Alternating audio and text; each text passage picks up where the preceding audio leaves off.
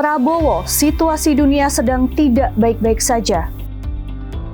Ketua MPR buka sidang paripurna akhir dengan pantun.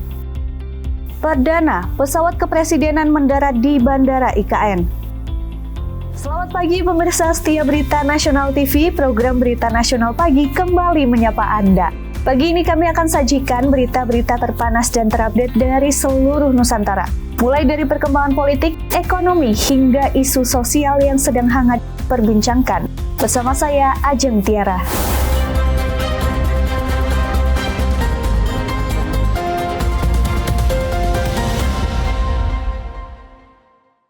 Menteri Pertahanan Republik Indonesia yang juga Presiden terpilih Republik Indonesia 2024-2029, Prabowo Subianto, mengatakan bahwa kondisi dunia sedang tidak baik-baik saja. Menteri Pertahanan Republik Indonesia yang juga Presiden RI terpilih 2024-2029, Prabowo Subianto menghadiri rapat kerja bersama Komisi 1 DPR RI pada Rabu 25 September 2024. Di sela rapat kerja bersama Komisi 1, Prabowo mengatakan bahwa kondisi dunia sedang tidak baik-baik saja. Lebih lanjut, Prabowo mengatakan bahwa para pakar dunia mengatakan kemungkinan pecahnya Perang Dunia Ketiga yang artinya perang nuklir. Sebelumnya, dalam rapat kerja yang beragendakan pembicaraan tingkat 1 terhadap 5 rancangan undang-undang alias RUU, kerjasama bidang pertahanan di Komisi 1, Prabowo Subianto mengucapkan terima kasih kepada Komisi 1 karena merasa selama ini mendapatkan dukungan dari Komisi 1. Situasi dunia saat ini dalam keadaan yang tidak baik-baik saja. Yang sebenarnya adalah satu ketegangan yang sangat-sangat runcing di belahan dunia yang masih jauh, tapi sangat berpengaruh ke seluruh dunia. Bahkan para pakar-pakar pertahanan dan strategi dunia mengatakan bahwa kita sekarang berada dalam kondisi yang sangat mendekati kemungkinan pecahnya Perang Dunia Ketiga. Kita mengerti kalau pecah Perang Dunia Ketiga akan terjadi perang nuklir. Alhamdulillah, tradisi Indonesia adalah sebagai negara non-blok yang tidak mengikuti blok manapun. Tradisi ini kita pertahankan. Namun, kalau terjadi perang nuklir di dunia, walaupun kita tidak terlibat, saya kira kita akan merasakan dampaknya yang sangat berat. Terjadinya Perang Dunia Kedua, terjadinya Perang Dunia Pertama pun tidak diperkirakan. Bahkan banyak ahli pada saat itu meremehkan. Tapi sejarah menunjukkan bahwa kalau ada 2 atau 3 kekuatan yang ingin memaksakan kehendaknya, perang itu meletus. Kita melihat sekarang di Palestina juga mendekati suatu perang yang sangat dahsyat.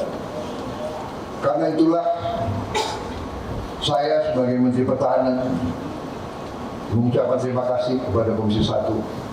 Saya merasa didukung sepenuhnya oleh Komisi 1. Saya terus-menerus. Dari gedung DPR RI, Alko, Galuh, dan kru yang bertugas melaporkan untuk Berita Nasional TV. Ketua MPR RI Bambang Susatyo memimpin sidang paripurna akhir masa jabatan periode 2019-2024. Bamsud sempat beri 2 bait pantun untuk pembukaan masa sidang MPR RI. Ketua MPR RI Bambang Susatyo memimpin sidang paripurna akhir masa jabatan periode 2019 sampai 2024 di ruang rapat paripurna 1 Kompleks Parlemen Senayan, Jakarta Pusat.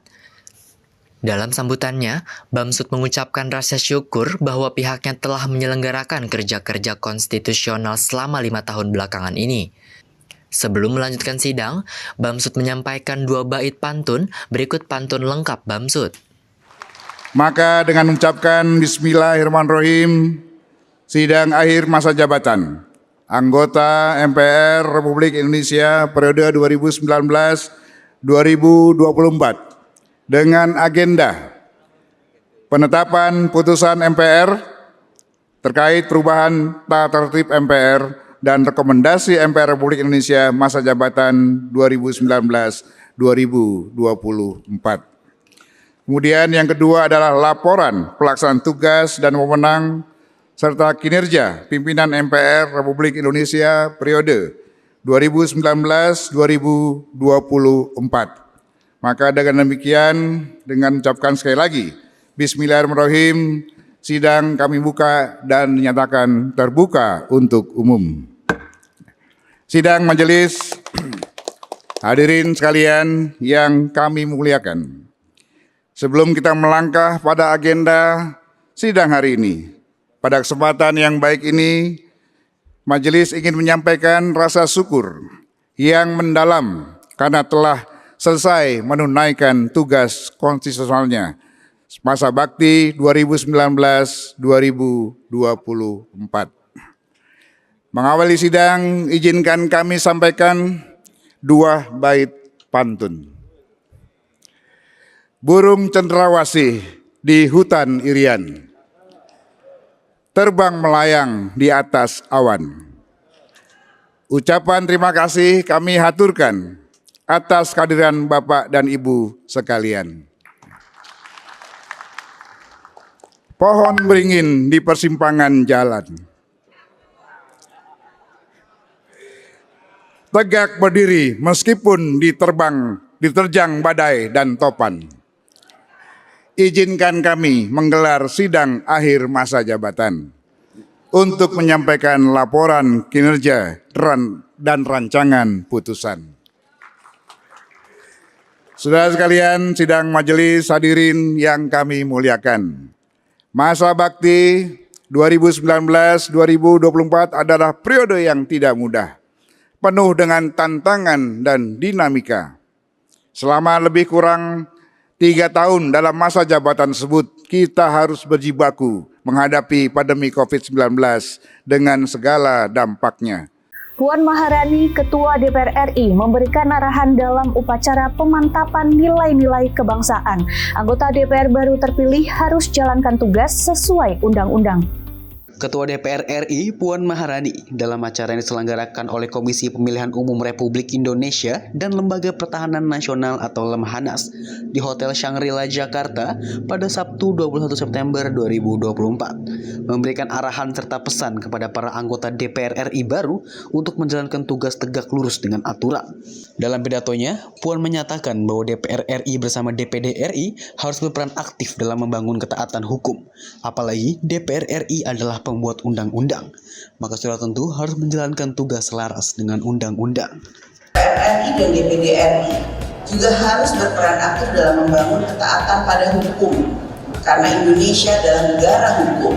Sebagai lembaga negara yang juga membentuk undang-undang, maka kita berkewajiban menjalankan tugas dan kewenangan kita juga harus selaras dan taat pada undang-undang.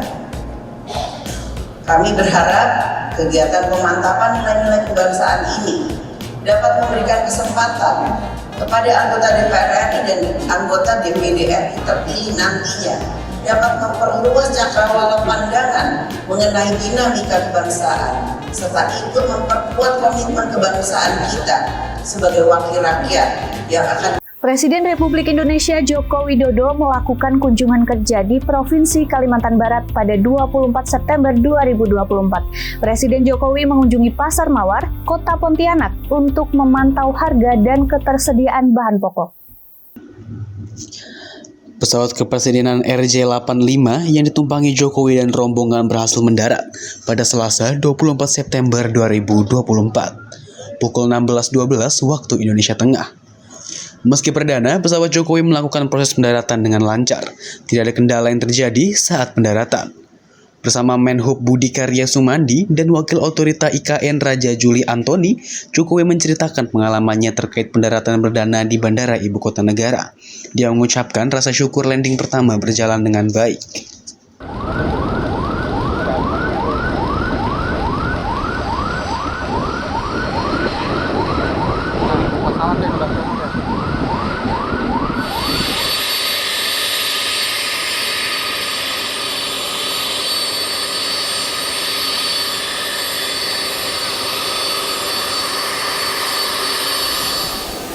Landing yang pertama yang semuanya berjalan dengan baik, alhamdulillah semuanya berjalan dengan lancar, dan ini adalah pertama kali saya turun di Bandara Nusantara Airport yang sering banyak disampaikan ini adalah bandara VVIP. Saya tadi sudah perintahkan ke Pak Menteri Perhubungan agar segera diubah menjadi bandara komersial, airport komersial, airport untuk umum, bisa untuk haji, untuk umroh, dan untuk yang lain-lainnya. Ini mungkin sampai Desember kapasitas 200.000, tapi setelah menjadi bandara komersial nanti bisa kapasitas sampai ke 7 juta penumpang per tahun. Pak, nggak ada evaluasi berarti Pak tadi? Nggak ada evaluasi dari Bapak? Ya mulus banget sih turunnya. Landing mulus, kemudian tadi masuk ke dalam juga. Sangat bagus. Tidak terlalu besar, tetapi lebih dari cukup. Informasi berita lainnya akan kami sajikan usai jeda berikut ini. Tetaplah bersama kami di Berita Nasional Pagi.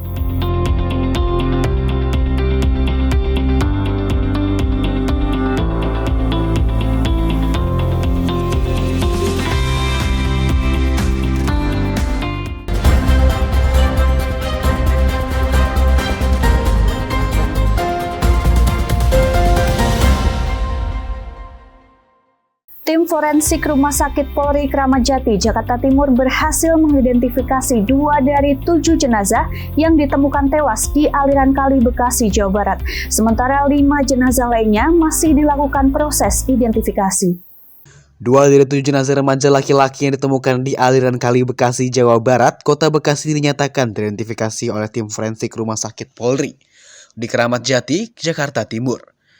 Karodok Polpus Dokes Polri, Brigjen Nyoman Edi, mengatakan kedua korban teridentifikasi berdasarkan pencocokan data antemortem dari pihak keluarga korban dan postmortem dari jenazah. Jenazah pertama teridentifikasi yakni atas nama Muhammad Rizky, berusia 19 tahun, warga kampung Bojong Menteng, Kota Bekasi.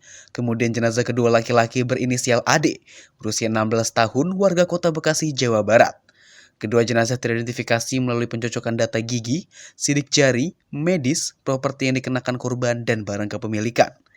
Pada hari ini, Selasa tanggal 24 September 2024, tim gabungan telah berhasil mengidentifikasi 2 jenazah, yaitu 1 jenazah nomor PM 0046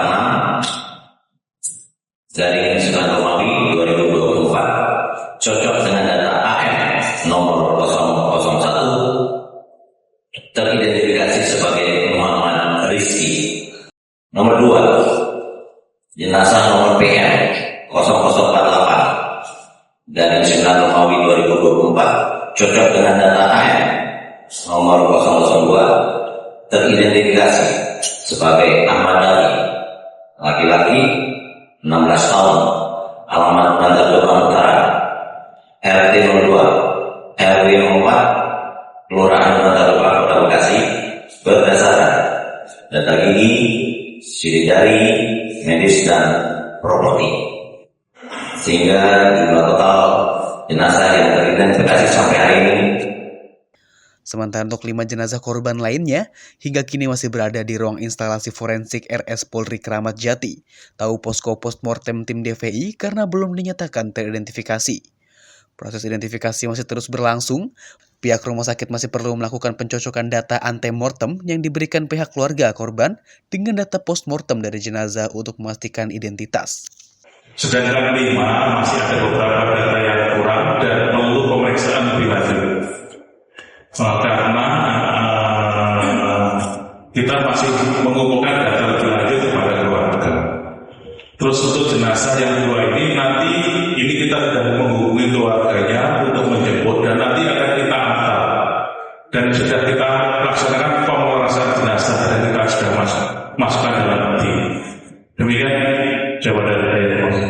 Jajaran Komisi 3 DPR RI bersama Kapolresta Bekasi mengunjungi lokasi ditemukannya 7 mayat di Kali Bekasi. Komisi 3 sangat mendukung dan mengapresiasi penyelidikan dan penyidikan kasus 7 jasad di Kali Bekasi. Jajaran Komisi 3 DPR RI didampingi Kapolresta dan masyarakat setempat mengecek lokasi ditemukannya 7 mayat di aliran Kali Bekasi, Jatirasa, Kota Bekasi, Jawa Barat.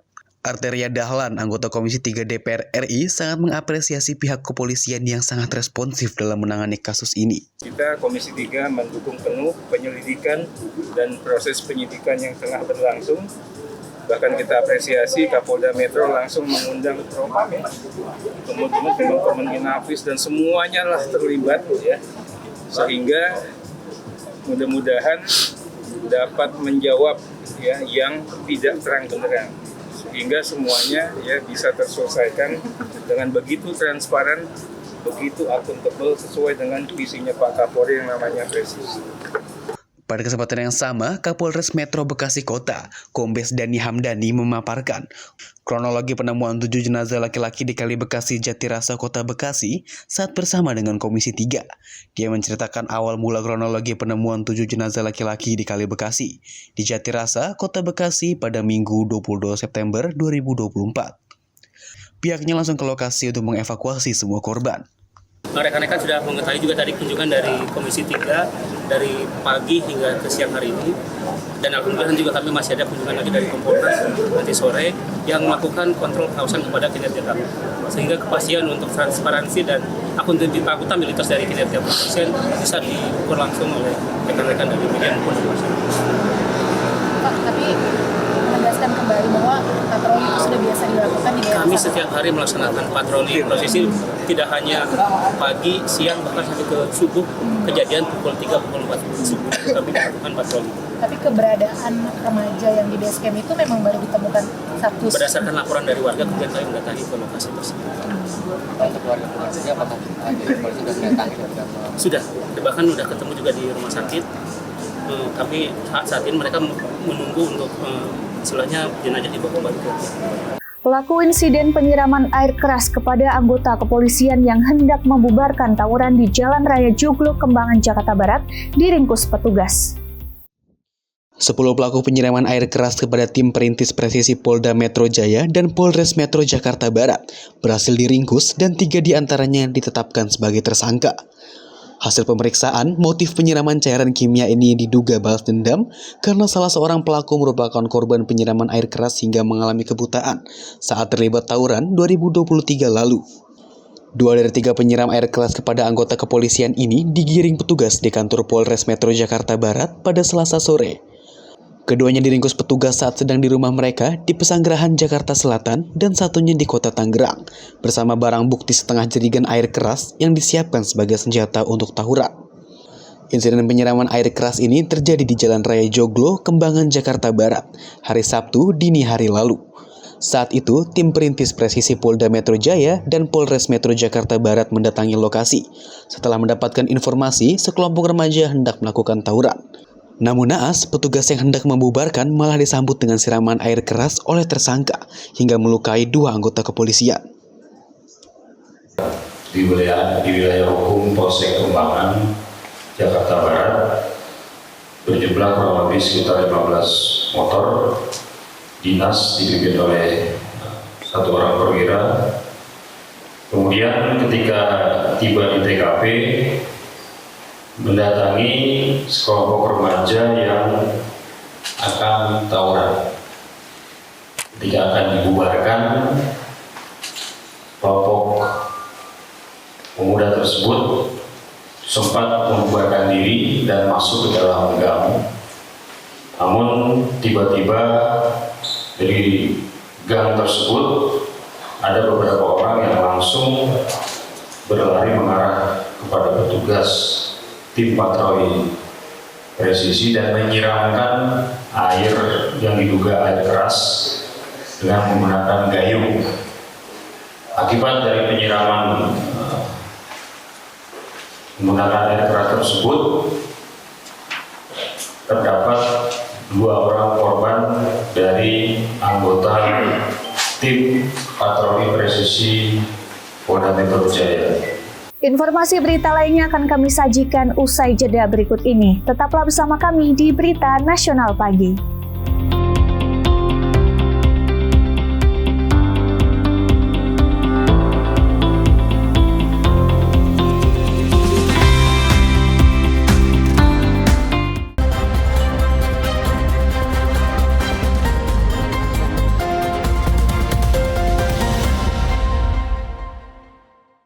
Tim Nasional Indonesia kembali akan menambah amunisi pemain naturalisasi. Sejumlah nama besar sudah dikaitkan dengan Timnas jelang menghadapi babak ketiga kualifikasi Piala Dunia 2026 mendatang. Tim Nasional Indonesia terus menambah kekuatannya jelang kualifikasi Piala Dunia 2026. Setelah Mads Hilgers dan Eliano Reindeers, PSSI dikabarkan telah melakukan negosiasi dengan sejumlah pemain dengan nama besar yang berada di Liga Eropa. Nama pertama yang mencuat adalah Jairo Riedwald. Seperti diketahui, Jairo kedapatan sudah memasang bendera merah putih pada akun Instagramnya. Mantan pemain Crystal Palace ini diharapkan mampu menambah lini tengah merah putih yang sudah diisi Tom Haye dan Ivar Jenner. Pengalamannya di level Eropa bersama Ajax dan Crystal Palace ini diharapkan menjadikan lini tengah Timnas semakin tangguh. Nama berikutnya adalah Jayden Oosterwolde. Menurut media Vietnam, pemain klub Fenerbahce ini dikadang-kadang akan segera menjalani naturalisasi bersama Timnas Indonesia. Tak kunjung mendapatkan tempat di Timnas Belanda, anak asuh Jose Mourinho ini dikabarkan tertarik gabung di Timnas Indonesia. Jayden juga terlihat cukup dekat dengan Mads Hilgers yang baru saja dinaturalisasi oleh PSSI. Bahkan dirinya belum sekalipun absen bersama klub Turki tersebut di musim ini. Jayden juga sukses membawa Fenerbahce berada di papan atas Liga Turki saat ini. Pemirsa, informasi tadi sekaligus mengakhiri jumpa kita. Demikian Berita Nasional Pagi telah menemani Anda. Saya Ajeng beserta kru yang bertugas pamit undur diri. Selamat pagi dan selamat beraktivitas.